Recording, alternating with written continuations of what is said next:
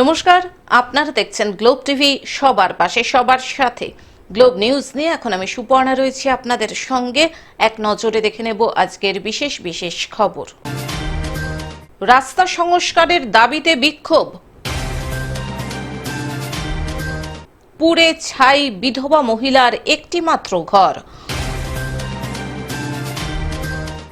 শাড়ি পরে জগদ্ধাত্রী বরণ করেন পুরুষেরা।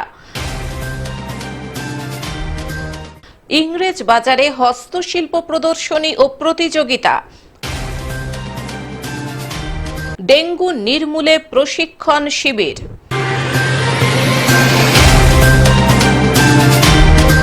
আসছে বিস্তারিত খবরে।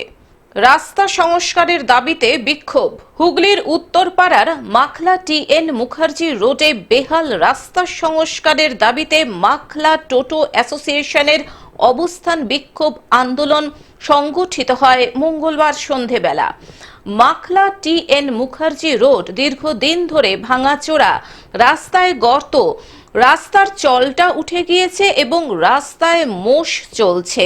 আবার দীর্ঘদিন অটো অ্যাসোসিয়েশনের পক্ষ থেকে বারবার বলা সত্ত্বেও রাস্তা ঠিক করা হয়নি এবং অটো অ্যাসোসিয়েশনের দাবি প্রত্যেক দিন ৬০-৭০টা ডাম্পার, ১৬ থেকে ১৮ চাকা ২০ চাকার গাড়ি এই রাস্তা দিয়ে গিয়ে রাস্তা ভেঙে চুরে দিচ্ছে। এই সব বন্ধ করতে হবে। অ্যাম্বুলেন্স রোগী নিয়ে যেতে পারছে না। বড় বড় ডাম্পার গুলো যাচ্ছে, স্কুল টাইমে চলে যাচ্ছে, কোনো দুদিক দিয়ে এসে জ্যাম লেগে যাচ্ছে, কোনো মানুষ যেতে পারছে না, স্কুলের বাচ্চা রয়েছে তাদেরকে নিয়ে যেতে পারছে না। তারপরে তো মোষ তো আছেই, ও তো হাজারবার বলা হয়েছে, মোষের ব্যাপারটা তো কিছুই করলো না। অ্যাম্বুলেন্সও যেতে পারছে না, যাবে কি করে? যদি একটা গাড়ি এদিকে দিয়ে একটা গাড়ি এদিকে ঢোকে তাহলে যাবে কি করে? গাড়ি টলছে। হ্যাঁ, সে তো হবেই, যে রাস্তা ভালো না তো কেন হবে না? ও, তাহলে আপনাদের প্রশাসনকে জানিয়েও কোনো কাজ হচ্ছে না বলছেন? অনেকবার জানানো হয়েছে, মোষের ব্যাপার, এই যে গাড়ি ঘোড়ার ব্যাপার, তারপর রাস্তার ব্যাপার অনেকবার জানানো হয়েছে, কিন্তু কোনো হয়নি। স্কুল গাড়ি উল্টে যাচ্ছে, অটো টোটো উল্টাচ্ছে। তারই পরিপ্রেক্ষিতে এই সব দাবি নিয়ে টোটো অ্যাসোসিয়েশনের মাখলা টি.এন. মুখার্জি রোডে অবস্থান বিক্ষোভ। উত্তরপাড়া লেভেল ক্রসিং থেকে দিল্লি রোড পর্যন্ত ৪ কিলোমিটার রাস্তার বেহাল অবস্থা। এরই পরিপ্রেক্ষিতে এই অবস্থান বিক্ষোভ। আপনি গাড়ি চালান, টোটো? আচ্ছা, কি এই দীর্ঘদিন রাস্তা খারাপ? একদম রাস্তা খারাপ, গাড়ি চালানো মনে হচ্ছে উল্টেই যাবে।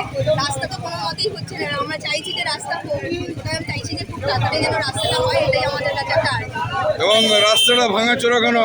এদের অনেকেরই অভিযোগ আছে, সাধারণ মানুষ যে বড় বড় ডাম্পার যাচ্ছে, ১৮ চাকা ২০ চাকা, কি বলবেন? তারপরে মোষ যাচ্ছে রাস্তাতে, স্কুল টাইমে তো আমরা ঠিকমতো মানে স্টুডেন্টদের তো স্কুলেই পৌঁছাতে না, এই যে সবার দাবি যে দীর্ঘদিনের যে ডাম্পারগুলো যাচ্ছে ১৮ চাকা ২০ চাকা, কি বলবেন? তাদের জন্য কি হয়েছে? হ্যাঁ, তাদের জন্যই তো অবভিয়াসলি হয়েছে। গাড়ির রাস্তার অবস্থা খুবই খারাপ। আমরা চাইছি যে খুব তাড়াতাড়ি রাস্তাটা যেন হয়, তাহলে আমাদের অন্তত অনেক ভালো। হুগলি থেকে কৌশিক ঘোষের রিপোর্ট, গ্লোব নিউজ। পুড়ে ছাই বিধবা মহিলার একটি মাত্র ঘর। অগ্নিকাণ্ডে পুড়ে ছাই বিধবা মহিলার একটি মাত্র শোয়ার ঘর।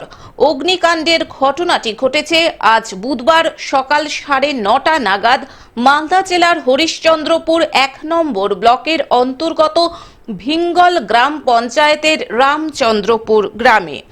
ঘটনায় ব্যাপক চাঞ্চল্য ছড়িয়েছে এলাকায়।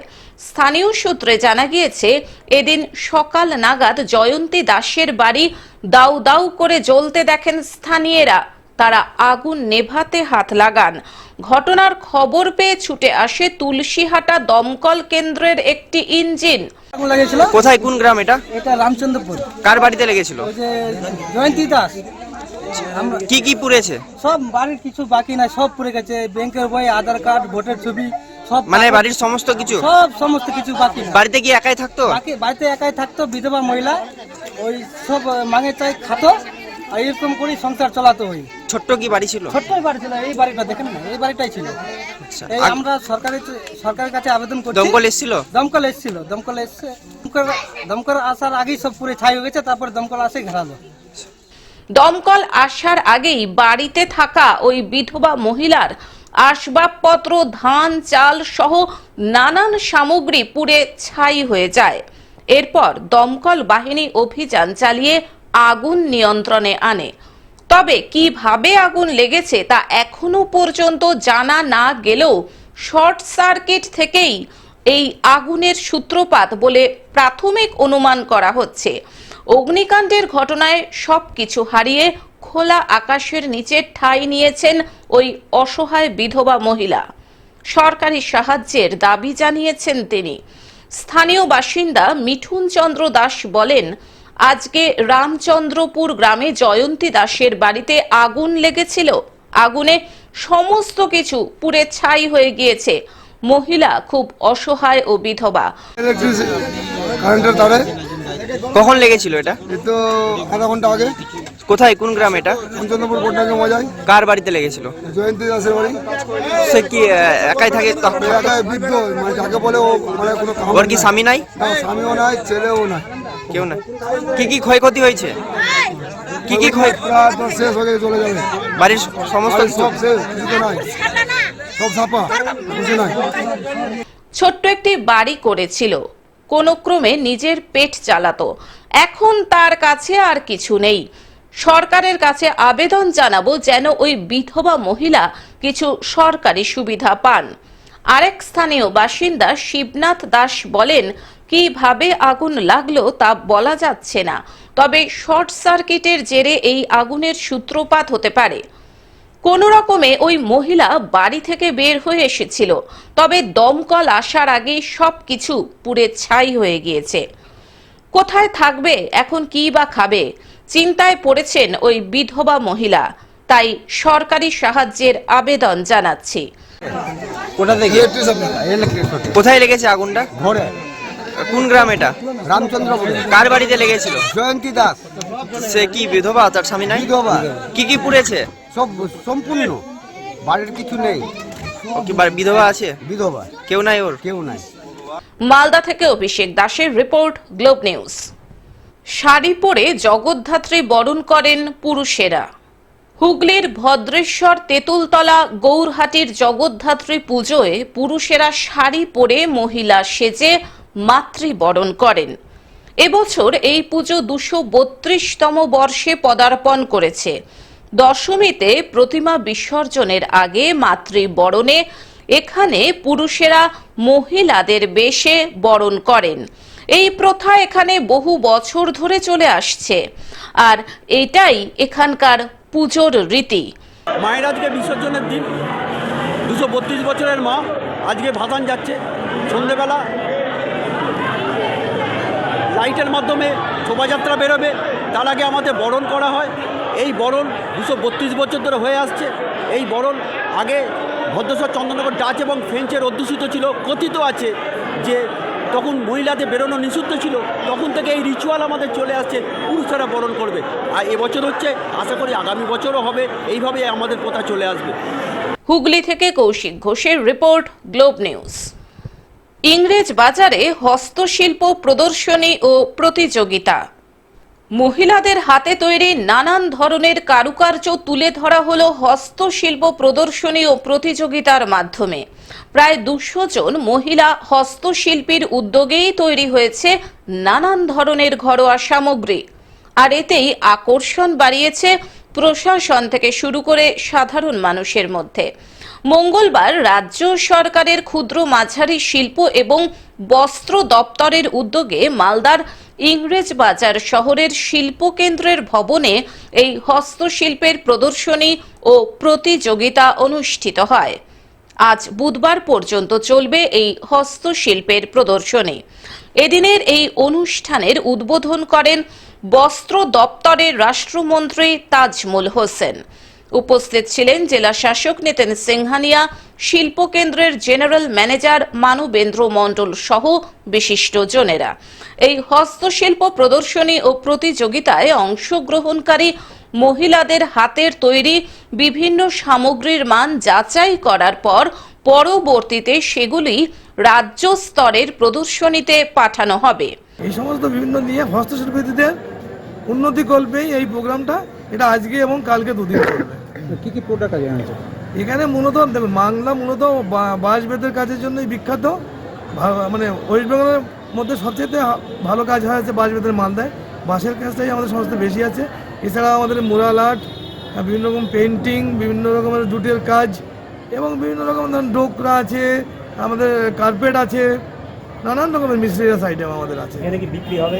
না, এখানে বিক্রি হবে না, তবে বিক্রি না হলেও আপনারা যে প্রোডাক্ট আছে প্রোডাক্টের কোড দেখে আপনারা পরবর্তীকালে শিল্পীদের থেকে কালেক্ট করতে পারবেন।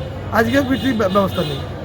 এছাড়াও এইসব মহিলা হস্তশিল্পীর নাম সরকারিভাবে নথিভুক্তকরণের পাশাপাশি বিভিন্ন ধরনের সহযোগিতা করার ব্যবস্থা নিয়েছে রাজ্য সরকার, যাতে করে মহিলা হস্তশিল্পীরা আগামীতে বিভিন্ন ধরনের আর্থিক সুবিধা ও সহযোগিতা পেতে পারেন।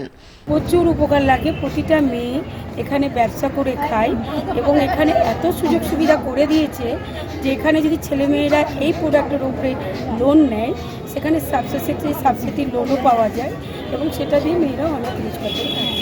কাকে ধন্যবাদ দিচ্ছেন? এটা আমাদের দেশের মুখ্যমন্ত্রীকে ধন্যবাদ দেওয়ার চেষ্টা করছি, মানে ওনাকে ধন্যবাদ দিচ্ছি এবং উনি যে আমাদের মহিলাদের দিকে নজর দিয়েছে তার জন্য ওনার কাছে কৃতজ্ঞ এবং চাইব আরও যেন মেয়েরা ছেলেমেয়েরা সুযোগ সুবিধা পায়।